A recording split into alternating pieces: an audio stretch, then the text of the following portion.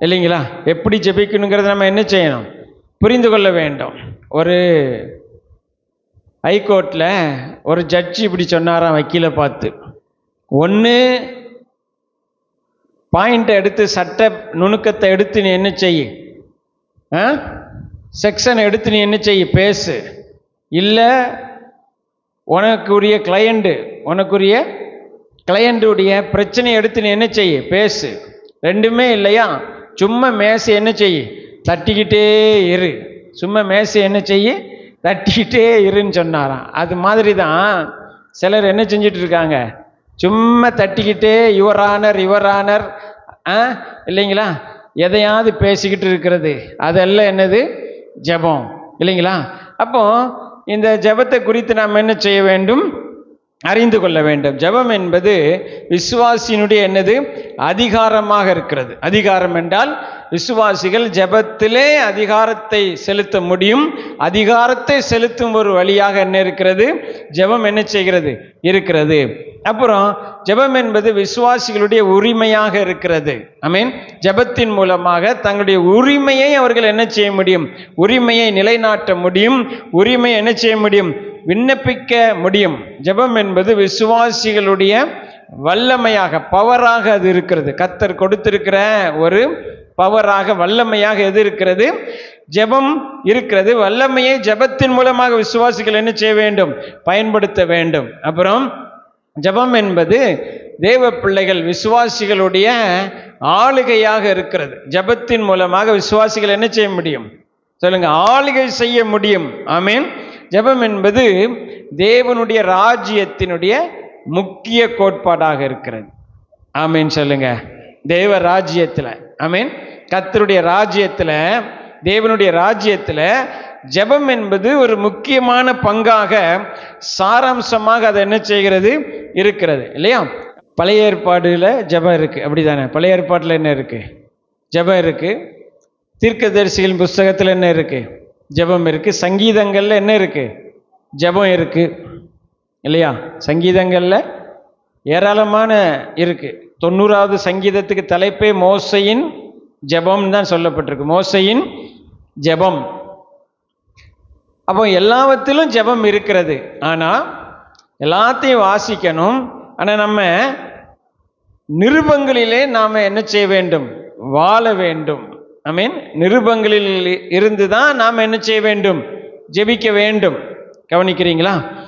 அப்போ ஜெபத்தை பற்றி பழைய ஏற்பாட்டில் பல காரியங்கள் உண்டு, புதிய ஏற்பாட்டில் சுவிசேஷங்களில் இருக்கிறது. ஏன் சுவிசேஷங்கள் புதிய ஏற்பாடு இல்லையான்னு ஒரு கேள்வி வரலாம். சுவிசேஷத்தில் இருக்கிற அநேகருக்கு, அதாவது 4 சுவிசேஷங்களில் வாழ்ந்த அநேகருக்கு இயேசு உயிர் தெழுந்ததே தெரியாது. இயேசு உயிர் தெழுந்ததே தெரியாது. ஏன் உயிர் தெழுந்தார்னு தெரியாது. அவர் அப்புறம் பரலோகத்துக்கு எப்போ போனார், அவர் அதெல்லாம் என்ன செய்யாது. சுவிசேஷத்தில் இயேசுவோடு கூட வாழ்ந்தவர்களுக்கு நிறைய பேருக்கு என்ன செய்யாது, தெரியாது. நிருபங்களை வாசிக்கும் போது தான், நிருபங்களில் தான் அவைகளை குறித்து என்ன வருகிறது, வெளிப்பாடு வருகிறது. மண்டலத்தில் இருக்கிற எங்கள் பிதாவே, அந்த ஜெபத்தில் வேற என்ன ஜெபிக்கிறாங்க, நாங்கள் பிறருடைய குற்றத்தை மன்னிப்பது போல நீர் எங்கள் குற்றத்தை மன்னித்தருள்வீராக அப்படின்னு ஜெபிச்சா இன்னைக்கு யாருக்காவது குற்றம் மன்னிக்கப்படுமா? உண்மையை சொல்லுங்க, பொய் சொல்லாமல் சொல்லுங்க.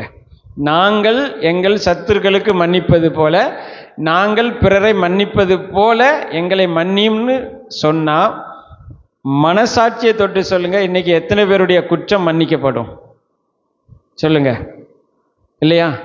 மன்னிக்கப்படாது. அப்ப நிருபங்கள்ல அதை பத்தி என்ன சொல்லுது அப்படின்னா, எபேசியர் 4ஆம் அதிகாரத்தில் பாருங்க.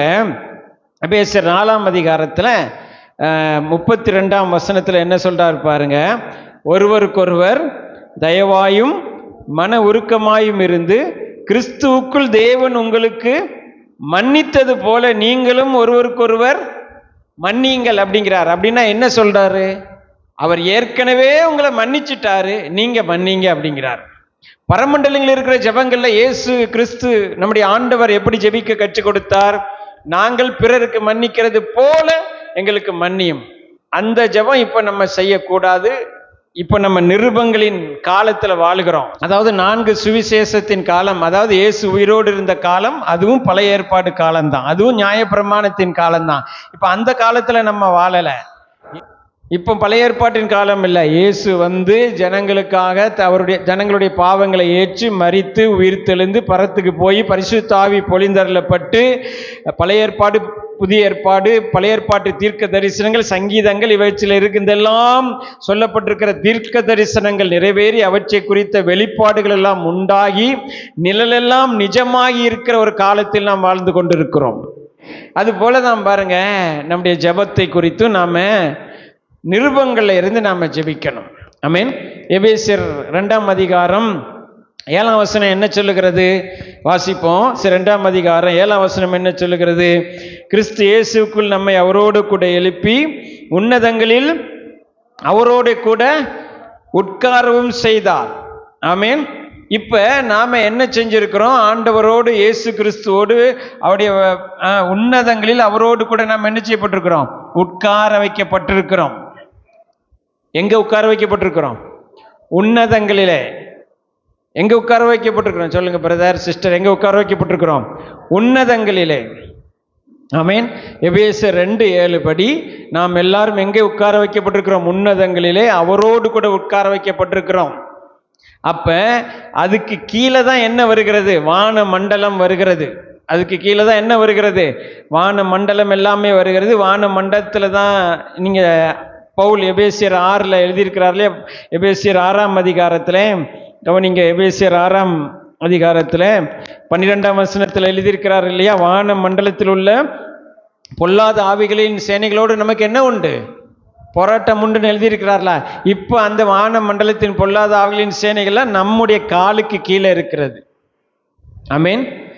அப்ப இப்போ உட்கார்ந்துக்கிட்டு நம்முடைய ஜெபத்துக்கு வானத்துல தடை இருக்கு அப்படின்னு பேசிட்டு இருக்க கூடாது.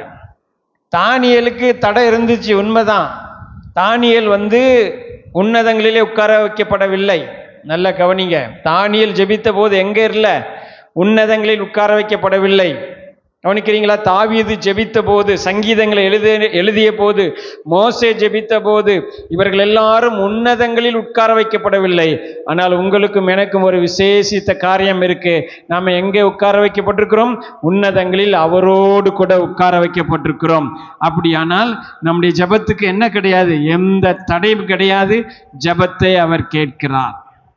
ஆமீன் சொல்லுங்க. அதனால யாராவது சொன்னாங்க அந்த ஜெபத்துக்கு தடை இருக்கு, இந்த உபவாசம் பண்ணுங்க 3 வாரம் ஆகும். தானியேல் ஜெபித்தா 3 வாரம் அந்த அதிபதி போராடினா, அது தானியேலுக்குங்க. நான் தேவனோடு உன்னதங்களில் உட்கார வைக்கப்பட்டிருக்கிறேன். நான் ஜெபித்த அந்த சனமே தேவன் என் ஜெபத்தை என்ன செய்கிறார்? கேட்கிறார், அங்கீகரிக்கிறார், பதிலை தருகிறார். ஆமீன் சொல்லுங்க. இந்த விசுவாசம் இருக்கணும். இப்ப எபேசியர் 6ஆம் அதிகாரத்துல 10ஆம் வசனம் முதல் 18ஆம் வசனம் வரைக்கும் நம்ம வாசித்தோம் இல்லையா? வாசித்த காரியத்தில் ஒரு காரியத்தை நாம புரிந்து கொள்ள வேண்டும். என்ன சொல்றார் பாருங்க. 13ஆம் வசனத்தில், ஆகையால் தீங்கு நாளில் அவைகளை நீங்கள் எதிர்க்கவும் சகலத்தை செய்து முடித்தவர்களாக நிற்கவும் திராணி உள்ளவர்களாகும்படிக்கு தேவனுடைய சர்வாயுத வர்க்கத்தையும் எடுத்துக்கொள்ளுங்கள் என்று சொல்லிவிட்டு வரிசையாக 7 காரியத்தை சொல்றார். சத்தியம் என்னும் கச்சை இல்லைங்களா? நீதி என்னும் மார்க்கவசம், சமாதானத்தின் சுவிசேஷம் என்னும் பாத ரட்சை, ஆயத்தம் என்னும் பாத ரட்சை, விசுவாசம் என்னும் கேடகம் இல்லையா? தேவ வசனம் என்கிற ஆவின் பட்டயம், ரட்சண்யம் என்னும் தலை சீரா என்று 6 காரியத்தை சொல்லிவிட்டு 7வதாக சொல்லுகிறார் ஜெபம். அதை பற்றி பேசுகிறார். அப்ப ஜெபமும் தேவனுடைய சர்வாயுத வர்க்கத்தில் ஒன்றாக இருக்கிறது. ஆனால் ஜெபம் 7வதாக இருக்கிறது. முதல்ல 6 காரியத்தை சொல்லிட்டு தான் 7வதா தான் எதை சொல்றாரு? ஜெபத்தை பத்தி அவர் சொல்றார். உங்களுக்கு புரிகிறதா? முதல்ல 6 காரியத்தை சொல்லிட்டு அதற்கு பிறகு கடைசியாக தான் எதை சொல்றாரு? ஜெபத்தை சொல்றார். ஏன் தெரியுமா? இந்த முதல் 6 காரியத்திலும் நீங்கள் சரியாக இல்லாவிட்டால் கடைசியாக நீங்க செய்கிற அந்த 7வது காரியம் உங்களுக்கு சரியா இருக்காது. உங்களுக்கு புரியுதா? எத்தனை பேருக்கு புரியுது? முதல்ல சொல்லப்பட்டிருக்கிற இந்த 6 காரியத்தை நீங்கள் புரிந்து கொள்ளாவிட்டால் 7வது காரியமாக சொல்லப்பட்டிருக்கிற ஜெபம் உங்களுக்கு என்ன செய்யாது? பலனளிக்காது. முதல்ல சொல்லப்பட்டிருக்கிற இந்த 6 காரியத்தையும் நீங்கள் சரியாக புரிந்து கொண்டு அதை அணிந்து கொண்டால், அந்த சர்வாயுத வர்க்கங்களை அணிந்து கொண்டால் தான் 7வதாக சொல்லப்பட்டிருக்கிற சர்வாயுத வர்க்கமாகிய ஜெபம் உங்களுக்கு என்ன செய்யப்படும்? பயன்படும். உங்களுக்கு புரிகிறதா? அப்போ ஒவ்வொன்றையும் ஒவ்வொன்றுக்காக பயன்படுத்துகிறார். என்ன சொல்லுகிறார் பாருங்க. சத்தியம் எதற்காக? சத்தியம் எதற்கு ஒப்பிடப்பட்டிருக்கிறது இல்லையா?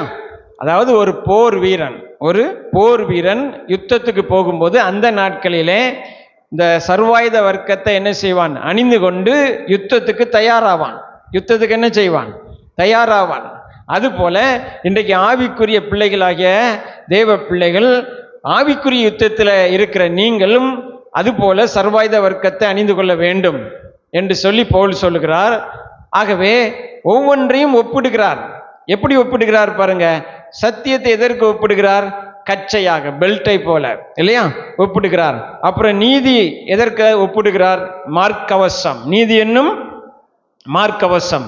அப்புறம் சமாதானத்தின் சுவிசேஷம் என்கிற அந்த ஆயத்தத்தை எதற்கு ஒப்பிடுகிறார்? பாதரட்சை, பூட்டு இல்லையா, அதற்கு ஒப்பிடுகிறார். அப்புறம் விசுவாசத்தை எதற்கு ஒப்பிடுகிறார்?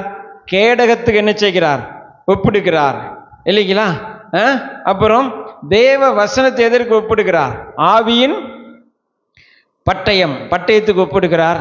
அப்புறம் ரட்சண்யத்தை எதற்கு ஒப்பிடுகிறார்? ரட்சிப்பை தலை சீரா ஹெல்மெட்டாக என்ன செய்கிறார்? ஹெல்மெட்டாக என்ன செய்கிறார்? தலையின் பாதுகாப்புக்காக பயன்படுத்துகிற அந்த இதற்கு ஒப்பிடுகிறார். கடைசியில் அப்போ ஜெபமும் சர்வாயுத வர்க்கத்தில் ஒன்று. ஜெபத்தை எதற்கு ஒப்பிடுகிறார் பாருங்க. 18ஆம் வசனத்தை வாசிங்க, உங்களுக்கு புரியும்.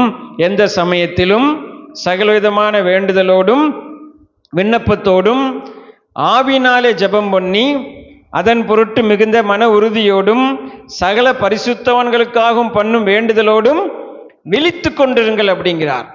என்ன சொல்லுகிறார்? விழிப்புடன் இருப்பதற்கு ஒப்பிடுகிறார். எல்லாத சர்வாயுத வர்க்கத்தை அணிந்து கொண்டு நான் தூங்கிட்டு இருந்தோம்னா எதிரி எப்போ வருவான் அப்படிங்கிற சிந்தனையே இல்லாமல் நான் தூங்கிட்டு இருந்தேன்னா, அவன் 5 கன்னிகைகள் எண்ணெய் இல்லாமல் போனாங்க இல்லையா, அது மாதிரி ஆயிரும் இல்லையா? புத்தி உள்ளவர்கள் எண்ணெயை தங்களோடு கொண்டு போனார்கள், புத்தி இல்லாதவர்கள் எண்ணெயை கொண்டு போகலை. 2 பேருமே தூங்கிட்டாங்க. 2 பேருமே என்ன செஞ்சிட்டாங்க? தூங்கிட்டாங்க. இங்கே தூங்குறது பிரச்சனை கிடையாது. அங்கே ஆண்டவர் சொல்றதுக்கு வேற காரணம் இருக்கு. தாமதமாக வருவேன் அப்படிங்கிறாரு. அதான் விஷயம். நான் எப்போ வருவேன்? நீங்கள்லாம் நினைக்கிற மாதிரிலாம் வர மாட்டேன். நான் வர்றதுக்கு தாமதம். மணமகன் வர தாமதமான போது, எல்லாரும் சொல்லுங்க, வாய் சொல்லுங்க. மணமகன் வர தாமதம் பண்ணுவார். அதான் அவர் சொல்றாரு. நான் தாமதமாக தான் என்ன செய்வேன்? வருவேன் அப்படிங்கிறதுக்காகத்தான் அதை சொல்லியிருக்கிறாரு. உங்களுக்கு புரியுதா? ஸோ அதை சொல்லும்போது என்ன சொல்றாரு அப்படின்னா, அப்படி தாமதமாக இயேசு வருவார் அப்படின்னு சொல்லும்போது, அவர் வர கால தாமதமாகும் போது அவர் வருவார் என்று சொல்லுகிறவர்கள் எங்கே? அவர் வருவார் என்று சொன்னாரே அப்படின்னு பேசுறவர்கள்லாம் எழும்புவாங்க. அந்த நேரத்தில் நீங்க இவைகளுக்கெல்லாம் தப்பி மனிதகுமாரன் முன்பு நிற்க ஆயத்தமாகும்படி நீங்கள் விழித்திருந்து ஜெபம் பண்ணுங்கள் அப்படிங்கிறார். அப்பவும் விழிப்பை பற்றி தான் பேசுகிறார். மத்தேயு 25லையும் மார்க் 14லையும் பேசும்போது ஜெபத்தை பற்றி பேசும்போது என்ன செய்கிறார்? மனுஷகுமாரன் முன்பு நிற்க நீங்கள் ஆயத்தமாகும்படி, தகுதியுள்ளவர்களாகும்படி நீங்க என்ன செய்யுங்க? விழித்திருந்து என்ன செய்யுங்க? அதாவது நம்முடைய ஜெபம் அவருக்கு முன்னாடி கொண்டு நம்மளை நிற்க வைக்காது. நல்ல கவனிங்க. என்ன சொல்றாருன்னா, அவர் வர தாமதமாகும் போது உங்கள் ஆத்துமாக்களை காத்துக்கொள்ள, ஆமீன், ஆத்துமாக்களை பலப்படுத்தி தைரியத்தோடு நிற்க, அந்த நாட்களில் நடக்கிற சில காரியங்களை நீங்கள் தப்பித்து கொள்ள, இவைகளுக்கெல்லாம் எது அவசியமாக இருக்கிறது? ஜெபம் அவசியமாக இருக்கிறது. ஆகவே நீங்கள் என்ன செய்யுங்க? விழித்திருந்து என்ன செய்யுங்க? ஜெபம் பண்ணுங்கள் அப்படிங்கிறாரு. அப்ப சர்வாயுத வர்க்கமாகிய ஜெபம் எதற்கு ஒப்பிடப்பட்டிருக்கிறது என்று சொன்னால், கவனிங்க, விழிப்புக்கு ஒப்பிடப்பட்டிருக்கிறது. ஆமீன். அப்ப ஒரு ஜெபம் என்பது ஒரு ஆவிக்குரிய விழிப்பாக இருக்கிறது. அவேர்னஸ். விழிப்புனா அங்க என்னது? கண் விழிச்சிருக்கிறது, தூங்காம இருக்கிறது அதல்ல. ஆண்டவர் ஒரு உதாரணம் சொன்னார் இல்லையா? என்ன சொன்னார்? திருடன் இன்ன நேரத்தில் வருவான் என்று வீட்டுக்காரன் அறிந்தால் அவன் கண் விழித்திருந்து தன் வீட்டை என்ன செய்ய மாட்டான், கண்ணமிட ஒட்டான் என்று ஆண்டவர் சொன்னார் இல்லைங்களா? இதையே நீங்க திருடனுடைய சைட்ல இருந்து யோசிச்சு பாருங்க. திருடனுடைய யோசனை எப்படி இருக்கும்? எப்போ தூங்குவான், எப்போ தூங்குவான். வீட்டு எஜமான அல்லது வாசல் காக்கிறவன் வாட்ச்மேன் என்ன செய்வான்? விழிச்சுக்கிட்டே இருப்பான், எப்பண்டா திருடன் வருவான், அலர்ட்டாக இருக்கணும். ஆனால் திருடனுடைய சைட்ல இருந்து யோசிச்சு பாருங்க, திருடன் என்ன செஞ்சுட்டே இருப்பான்? கரெக்டாக எப்போ கண் அசர்றான் பாரு, கரெக்டாக எப்போ கண் அசர்றான் பாரு இல்லையா? அப்போ ஜெபம் இல்லாதவர்களை குறித்து தான் சொல்லுகிறது. அவர்கள் தான் கண் அசந்து என்ன செய்வாங்க? இந்த உலகத்துக்கு, பிசாசுக்கு, மற்ற எல்லா காரியங்களுக்கும் அவ என்ன செய்வாங்க? இடம் கொடுத்து விடுவார்கள். ஆகவே நீங்கள் ஜெபம் என்னும் சர்வாயுத வர்க்கத்தை தரித்து கொண்டு விழிப்புடன் இருங்கள் என்று சொல்லுகிறார். ஆமீன் சொல்லுங்க. அப்ப ஜெபம் என்ன செய்கிறது? என்ன சொல்லுகிறார்? எப்பொழுதும் இல்லைங்களா? அப்படித்தானே சொல்றார் 18ஆம் வசனம். எந்த சமயத்திலும் அப்படின்னு சொல்றாரா? எந்த சமயத்திலும் சகலவிதமான வேண்டுதலோடும் விண்ணப்பத்தோடும் ஆவியினாலே ஜெபம் பண்ணி, என்ன சொல்லுகிறாரு? ஆவியினாலே ஜெபம் பண்ணி அப்படிங்கிறாரு. பரிசுத்த ஆவிக்குள்ளாக ஆமென் ஜெபம் பண்ணி இல்லையா? ஆவியினாலே ஜெபம் பண்றது என்றால் பவுல் எழுதுகிறார் இல்லையா? 1 கொரிந்தியர் 14 எழுதுகிறார் இல்லையா? நான் அந்நிய பாஷையில பேசும்போது என் ஆவி விண்ணப்பம் பண்ணுகிறது, என் கருத்து எப்படி இருக்கிறது? பயனற்றதா இருக்கிறது அப்படின்னு எழுதுகிறாரு. அப்ப நம்ம அந்நிய பாஷையில பேசும்போது நம்ம ஆவியில் என்ன செய்கிறோம்? விண்ணப்பம் பண்ணுகிறோம் இல்லையா? அதைத்தான் இவங்க என்ன செய்கிறாரு? எழுதுகிறாரு. சகல பரிசுத்தவான்களுக்காக நம்ம எப்படி ஜெபம் பண்ண முடியும்? ஒவ்வொருவருக்கும் என்ன தேவை என்று எப்படி நாம் அறிந்திருக்க முடியும்? அதற்குத்தான் இவர் என்ன சொல்லுகிறாரு? ஆவியில ஜெபம் பண்ணுங்கள். என்ன செய்யுங்கள்? ஆவியில என்ன செய்யுங்க? அந்நிய பாஷை பேசி நீங்க என்ன செய்யுங்க? ஜெபம் பண்ணுங்க அப்படின்னு சொல்லுகிறார். ஆமென். எத்தனை பேருக்கு புரிகிறது? அல்லேலூயா. அப்ப நல்ல கவனிங்க, ஜெபம் என்கிறது தேவனுடைய சர்வாயுத வர்க்கத்தில் ஒன்றாக இருக்கிறது. அந்த ஜெபம் எதற்கு ஒப்பிடப்பட்டிருக்கிறது? விழிப்புடன் இருப்பது, ஆயத்தத்துடன் இருப்பதற்கு ஒப்பிடப்பட்டிருக்கிறது இல்லையா? நான் எல்லாம் மாட்டிட்டேன், ஹெல்மெட் அது இதெல்லாம் மாட்டிட்டு தூங்குனா என்ன பிரயோஜனம்? தூங்குனா என்ன பிரயோஜனம்? கவனிக்கிறீங்களா? தூங்கும்போது என்னெல்லாமோ நடந்திருக்கா? நடந்திருக்கு. மனிதர் தூங்கும்போது பிசாசு என்ன செய்கிறான்? கலைகளை விதைக்கிறானா இல்லையா? மனிதர் தூங்கும்போது அவங்க அசந்திருக்கிற நேரத்தில் திருடன் என்ன செய்கிறான்? திருடிட்டு போகிறானா இல்லையா? திருடிட்டு போகிறான் இல்லையா? தூங்கும்போது எவ்வளவோ காரியங்கள் நடந்திருக்கு இல்லையா? அசந்திருக்கும் போது, பிசாசுக்கு இடம் கொடுக்கும் போது, விழிப்பா இல்லாத நேரத்தில். நான் வசித்த அதே அந்த தெருவில் கடைசி வீட்டில் ஒரு அம்மா மத்தியான வேலையில் கண் அசந்து நல்லா தூங்கிட்டு முட்டங்கால் போட்டு தவழுகிற வயசில் இருக்கிற பிள்ளை போய் பாத்து டப்புக்குள்ளே விழுந்து வெளியே வராமல் கையை அடித்து கடைசியில் பிள்ளை இறந்தே போச்சு. இந்த அம்மா நல்லா தூங்கி எந்திரிச்ச பிறகு பார்த்துருக்கு பிள்ளைய, மரித்த பிள்ளைய என்ன செஞ்சிருக்கு? அந்த தண்ணியிலிருந்து எடுத்திருக்கு. கவனிக்கிறீங்களா? தூங்குற டயத்தில் என்னெல்லாமோ என்ன செஞ்சிருக்குது? நடந்திருக்கு. ஜெபம் என்பது என்ன செய்கிறது அப்படின்னா, இங்க பவுல் என்ன எழுதுகிறாரு? ஜெபம் என்கிற சர்வாயுத வர்க்கம் உங்களை விழிப்புடன் வைக்கிறது, ஆவிக்குரிய விழிப்பை உங்கள் வாழ்க்கையில உண்டாக்குகிறது. ஜெபம் என்கிற சர்வாயுத வர்க்கத்தை தரித்துக் கொள்ளுகிறவன் பிசாசுக்கு என்ன செய்கிறான்? கதவை மூடுகிறான். ஜெபம் என்பது ஒரு ஆவிக்குரிய விழிப்பாக தனிப்பட்ட வாழ்க்கைக்கு இருக்கிறது, குடும்பத்துக்கு இருக்கிறது, சபைக்கு இருக்கிறது, ஊழியங்களுக்கு இருக்கிறது, உங்கள் தொழிலுக்கு இருக்கிறது, நீங்கள் செய்கிற வேலைக்கு இருக்கிறது, விவசாயத்துக்கு இருக்கிறது. எல்லாவற்றுக்கும் பாருங்க, ஜெபம் என்ற சர்வாயுத வர்க்கத்தை நீங்கள் தரித்து கொள்ளும் போது நீங்கள் விழிப்புடன் இருந்து பிசாசுக்கு நீங்கள் கதவை அடைக்கிறீர்கள். எப்படி இடம் கொடுத்தோம்? எப்படி நம்ம அசந்த நேரத்தில் நம்ம உள்ள வந்தான் இல்லையா? எந்த ரூபத்தில் வந்தான் நமக்கு தெரியாது இல்லையா? எல்லா ஆயுத வர்க்கங்களையும் நான் அணிந்து கொண்டு, தலைச்சீரா, மார்க்கவசம் எல்லாத்தையும் அணிந்து கொண்டு நான் விழிப்பா இல்லாவிட்டால் என்ன அர்த்தம் இல்லையா? அதனால கவனமா இருக்கணும். அப்படி கவனமா இருக்கணும். ஆவிக்குரிய வாழ்க்கையில விழிப்பா இருக்கணும். பிசாசுக்கு இடம் கொடுக்க கூடாதுன்னா அவர் சொல்றாரு, நீங்க எந்த சமயத்திலும் ஆமென் எல்லா விதமான சகல விதமான வேண்டுதலோடும் நீங்க என்ன செய்ய வேண்டும்? ஆவியில விண்ணப்பம் பண்ண வேண்டும். ஆமென். அதான் விஷயம். ஜெபத்தை பத்தி இன்னைக்கு என்ன பிரச்சனை நல்லா கவனிங்க. ஜெபத்தை பத்தி நம்ம நிறைய கேட்குறோம், ஜெபத்தை பத்தி பிரசங்கத்துக்கு இடம் கொடுக்குறோம், ஜெப கூட்டங்களுக்கு போகிறோம், ஜெபம் செமினாருக்கு போகிறோம், கருத்தரங்குக்கு போகிறோம் இல்லைங்களா? எங்க ஜெப கூட்டம் நடந்தாலும் உடனே போகிறோம். உபவாச ஜெபம் இல்லையா? ஒரு நாள் ஜெபம், 3 நாள் ஜெபம், 72 மணி நேரம் இல்லையா? 41 நாள் உபவாச ஜெபம், எல்லா ஜெபத்துக்கு போகிறோம். ஜெபத்துடைய செய்தியை கேட்டு கையெல்லாம் தட்டுறோம். ஆனால் வாழ்க்கையில ஜெபிக்கிறோமா? ஜெபம் நம்முடைய வாழ்க்கையில இருக்கிறதா அப்படின்னு பார்த்தா அதுதான் நம்ம கவனிக்க வேண்டிய விஷயம். ஜெப கூட்டங்களுக்கு போறது நல்லது தான், உபவாச கூட்டங்களுக்கு போறது நல்லது தான், ஜெபத்தை பத்தி பிரசங்கம் கேட்கறது நல்லது தான். ஆனால் நாம ஜெபிக்கிறோமா? அதை நம்ம கவனிச்சு பார்க்க வேண்டும் இல்லைங்களா? அப்ப ஜெபிச்சாலும் காரியம் நடக்க மாட்டேங்குதே அப்படின்னு சிலர் கேட்கும்போது தான் பவுலுங்க என்ன எழுதுகிறாரு? ஜெபத்தை கடைசியில அவர் சொல்றாருன்னா, ஜெபத்துக்கு கடைசி இடம் அவர் கொடுக்கல. நல்ல கவனிங்க. அவர் என்ன சொல்றாருன்னா, முதல்ல சொல்லப்பட்டிருக்கிற 6 காரியங்களையும் நீங்கள் கை கொண்டு 7வதாக நீங்கள் ஜெபிக்கும் போது நான் சொன்ன நிலையா உங்கள் ஜெபம் அதிகாரம் நிறைந்ததாய், உங்கள் ஜெபம் வல்லமை நிறைந்ததாய், உங்கள் ஜெபம் ஆளுகை நிறைந்ததாய், உங்கள் ஜெபம் உரிமைகளை நிலைநாட்டுகிற ஜெபமாக அது இருக்கும். ஆமீன் சொல்லுங்க. ஆமீன். அப்ப அந்த 6 காரியங்களை குறித்து இன்றைக்கு நம்ம சுருக்கமா நம்ம பார்க்க போகிறோம்.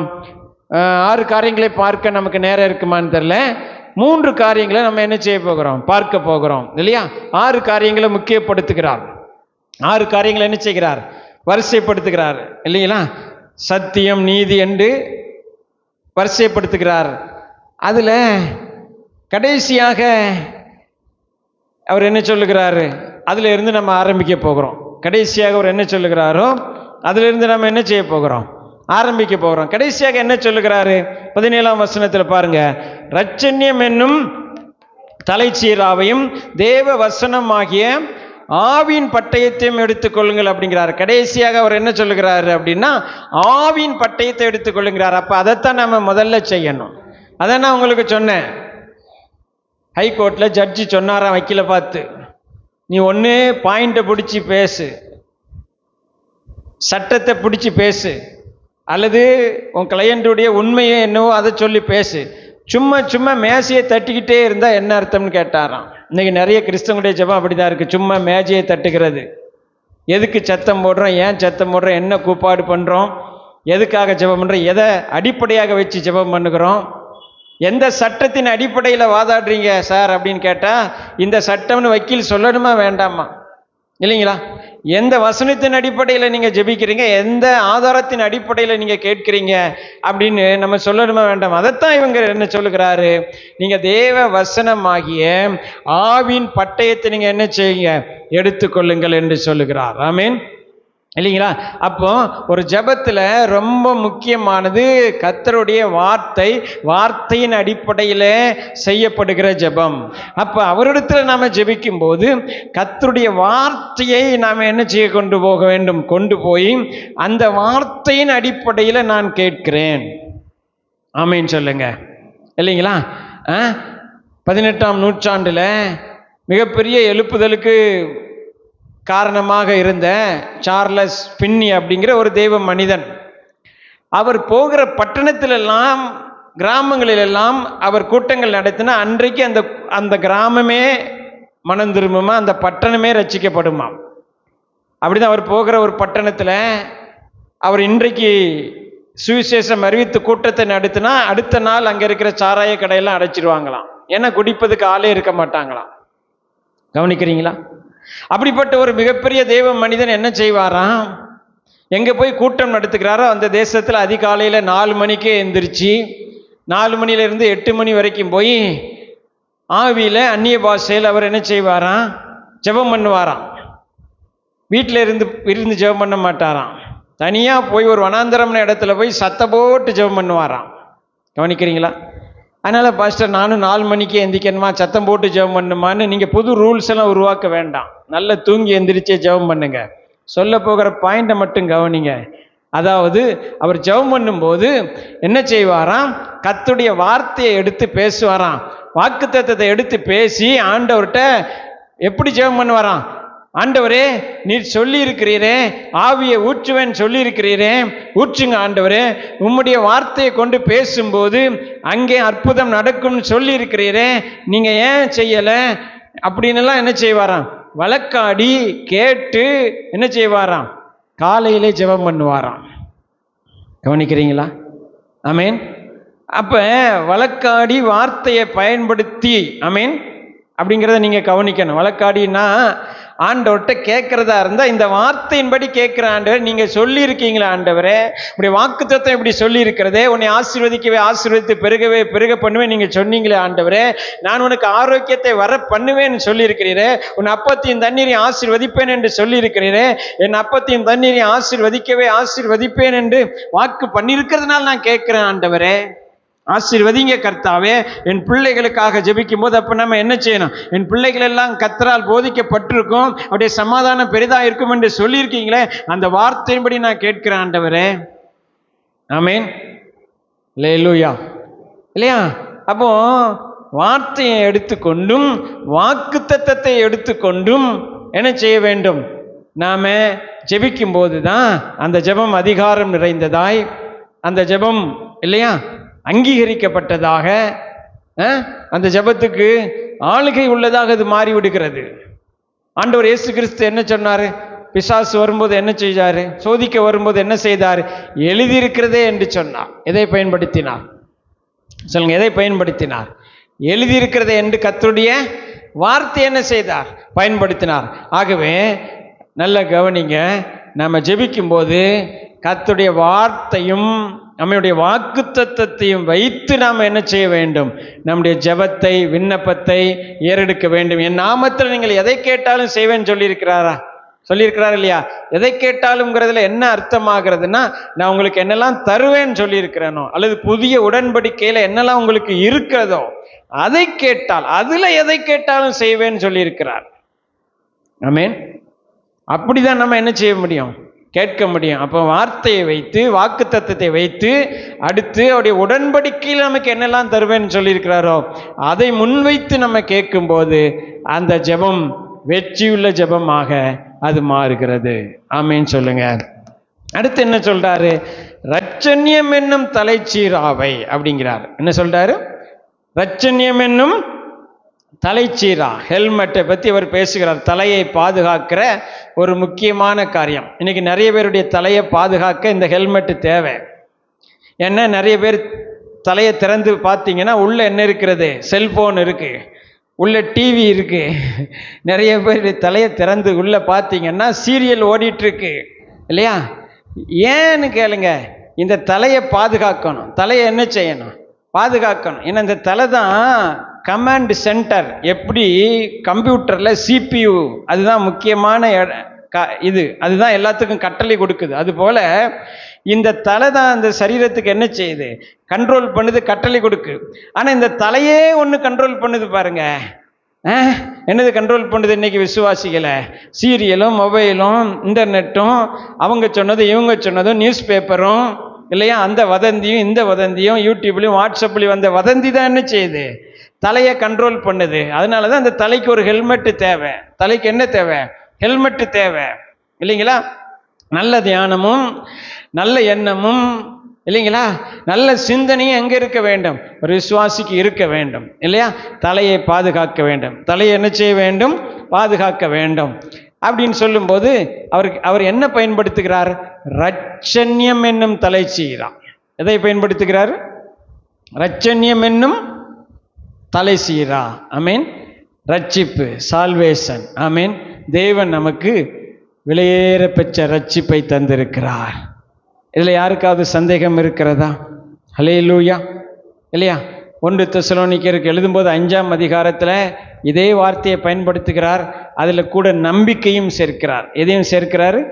நம்பிக்கையும் பற்றி அவர் என்ன செய்கிறார்? பேசுகிறார். வாசிங்க 1 தெசலோனிக்கர் 5ஆம் அதிகாரத்தில் 8ஆம் வசனம் என்ன சொல்றார் பாருங்க. பகலுக்குரியவர்களாகிய நாமோ தெளிந்தவர்களாயிருந்து விசுவாசம், அன்பு என்னும் மார்க்க அவசத்தையும் ரட்சிப்பின் நம்பிக்கை என்னும் தலைச்சீராவையும் என்ன செய்யுங்கள், தரித்து கொண்டிருங்கள் என்று சொல்லுகிறார். ஆமேன் இல்லைங்களா? இதை குறித்து நாம அறிந்து கொள்ளணும்னா ரோமர் 8ஆம் அதிகாரத்தில் 3 காரியம் சொல்லப்பட்டிருக்கிறது. ரோமர் 8ஆம் அதிகாரத்தில் 31ஆம் வசனம், 32ஆம் வசனம், 33, 34ஆம் வசனத்தில் என்ன சொல்றாருன்னா, சில விஷயங்களிலே உங்களுடைய தலைக்குள்ளாக பிசாசு வேற நம்பிக்கைகளை கொடுக்கக்கூடாது. அந்த நம்பிக்கையில் சந்தேகத்தையும் கொடுப்பதற்கு என்ன செய்யக்கூடாது, இடம் கொடுக்கக்கூடாது. ஆகவே உங்களுக்கு என்ன தேவை, தலை முக்கியமானது, ரட்சிப்பு ரொம்ப முக்கியமானது. அதை நீங்கள் ஹெல்மெட்டாக, தலை சீராவாக, பிற நம்பிக்கைகளுக்கு இடம் கொடாமல், சந்தேகத்துக்கு என்ன செய்யாமல் இடம் கொடாமல் உங்கள் தலையை காத்து கொள்ளுங்கள் அப்படின்னு சொல்றார். ஆமேன். ரோமர் 8:31 அவர் என்ன சொல்லுகிறாரு, கர்த்தர் என் பட்சத்தில் இருந்தால் எனக்கு விரோதமாய் இருப்பவன் யார்? இதுல யாருக்காவது சந்தேகம் இருக்கிறதா? கர்த்தர் என் பட்சத்தில் இருக்கிறார் என்பதில் யாருக்காவது சந்தேகம் இருக்கிறதா? அப்படின்னா ஜெபிக்காதீங்க. அந்த ஜெபத்துக்கு என்ன இருக்காது, பலன் இருக்காது. அந்த ஜெபத்தில் அதிகாரம் இருக்காது. அந்த ஜெபத்தில் ஆளுகை இருக்காது. கர்த்தர் என் பட்சத்தில் இருக்காரா, என் ஜெபத்தை கேட்பாரா?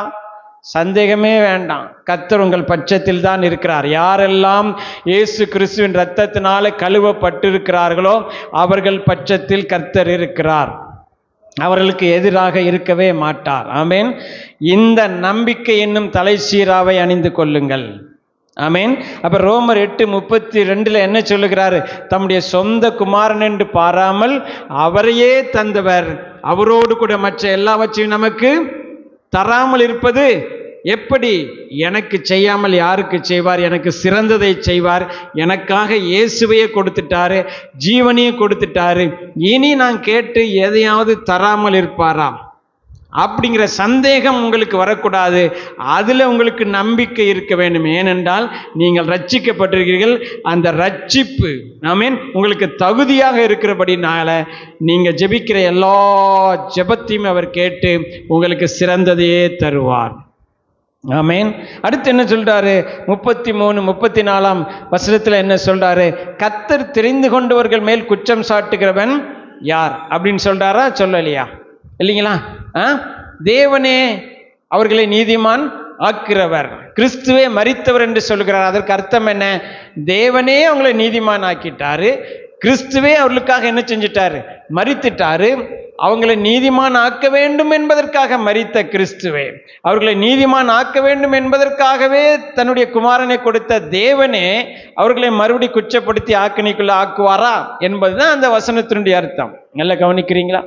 யார் உங்களை நீதிமான் ஆக்க வேண்டும் என்று சிலுவையில மரித்தாரோ, யார் உங்களை குற்றமற்றவர்களாக, விடுதலையாக்கப்பட்டவர்களாக, ரட்சிக்கப்பட்டவர்களாக மாற்ற வேண்டும் என்று தன்னுடைய சொந்த குமாரனையே சிலுவையில கொடுத்தாரோ, அவர் உங்களை குற்றவாளி என்று இன்னொரு முறை தீர்ப்பாரா? தீர்க்கவே மாட்டார். ஆமேன். அப்போ நல்ல கவனிங்க, தேவனிடத்துல உங்களுக்கு எப்பொழுதுமே என்ன இருக்கிறது? இந்த வசனத்தின் மூலமாக நம்ம என்ன அறிந்து கொள்கிறோம் அப்படின்னு சொன்னா, தேவனிடத்துல எப்போதும் நம்ம குற்றவாளி அல்ல. ஆமேன். யாரல்ல, நீதிமான் என்கிற தைரியத்தோடு வந்து ஜெபிக்கிற ஒரு நம்பிக்கையை நாம் எப்போதும் கொண்டிருக்க வேண்டும். ஆமேன். அதுதான் ரட்சண்யம் என்னும் தலை சீரா. இந்த நம்பிக்கையோடு கூட தான் நாம் என்ன செய்ய வேண்டும், எப்போதும் ஜெபத்தில் கடந்து வர வேண்டும். நான் தேவனுடைய பிள்ளை, இயேசுவின் இரத்தத்தால் நீதிமான் ஆக்கப்பட்டிருக்கிறேன். நான் ஜெபித்த ஆண்டவர் கேட்பார், கர்த்தர் என் பட்சத்தில் இருக்கிறார். ஆமேன் சொல்லுங்க. ஆமேன்.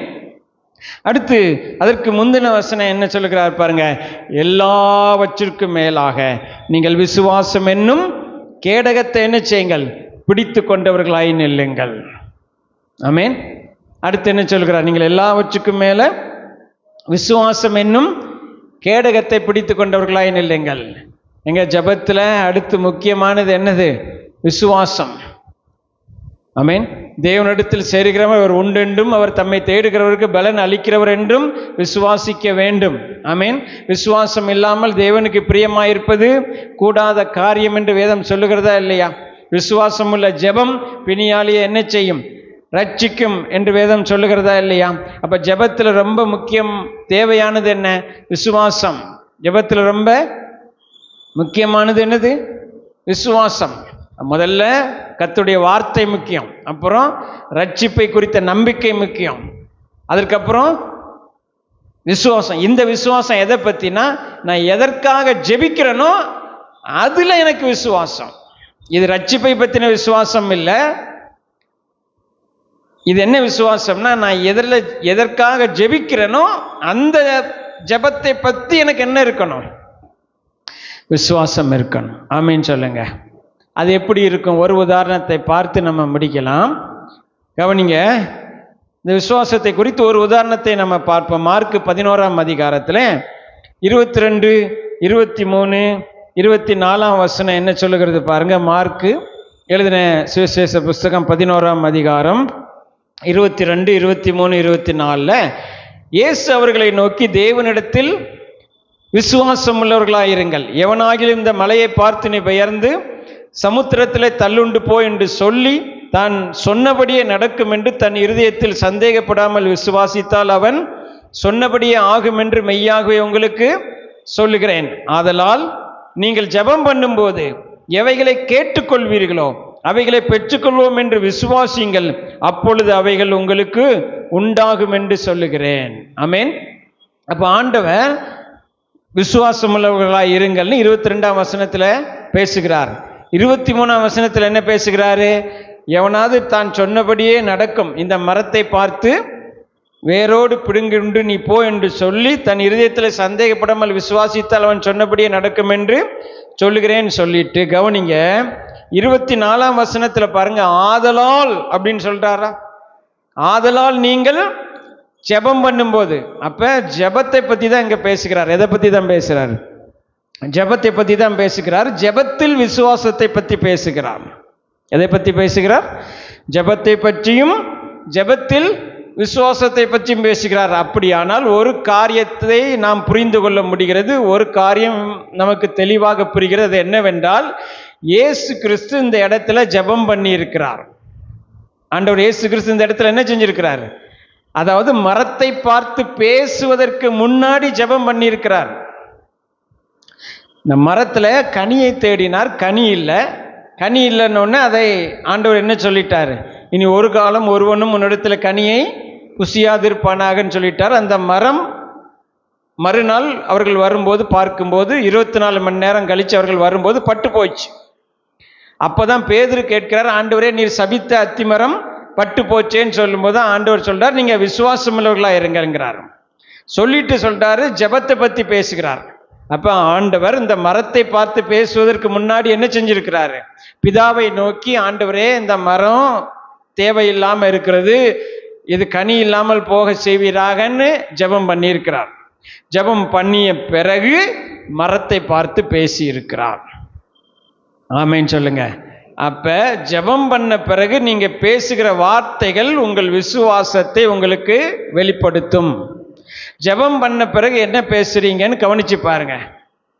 ஜெபம் பண்றீங்க, ஆண்டவரே இவ்வளவு தேவைகள் இருக்கு சந்தியும் என்று ஜெபம் பண்ணிட்டீங்க. ஜெபம் பண்ணி முடிச்ச பிறகு என்ன பேசுறீங்க? கிடைக்குமோ கிடைக்காதோ, நடக்குமோ நடக்காதோ, கூடுமோ கூடாதோன்னு பேசுறீங்கன்னு சொன்னா ஜெபத்தில் உங்களுக்கு விசுவாசம் இல்லை. இங்க சொல்லப்பட்டிருக்கிற விசுவாசம், நீங்கள் எதை ஜெபித்தீர்களோ அதில் உங்களுக்கு தேவையான விசுவாசம், அதை பத்தி எங்கள் பேசுகிறார். ஜெபம் பண்ணியாச்சு, காலையில இருந்தே புருஷனை மாற்றும் கணவனை மாற்றும் அவரை திருத்துன்னு ஜெபம் பண்ணியாச்சு. ஆமீன். அதுக்கப்புறம் நேரில் பார்க்கும்போது இவரெல்லாம் எங்க திருந்த போறாரு வந்துட்டா, அப்ப ஜெபத்துல என்ன இல்லை? விசுவாசம் இல்லை. நல்லா கவனிக்கிறீங்களா? ஜெபித்த பிறகு நீங்க என்ன ஜெபித்தீங்களோ அது நடக்கும் என்று நீங்கள் விசுவாசித்தா, நீங்க எதற்காக நீங்கள் ஜெபம் பண்ணினீர்களோ அதற்கு இசைவாக நீங்க ஜெபித்த மாதிரியே நீங்க பேசணும்.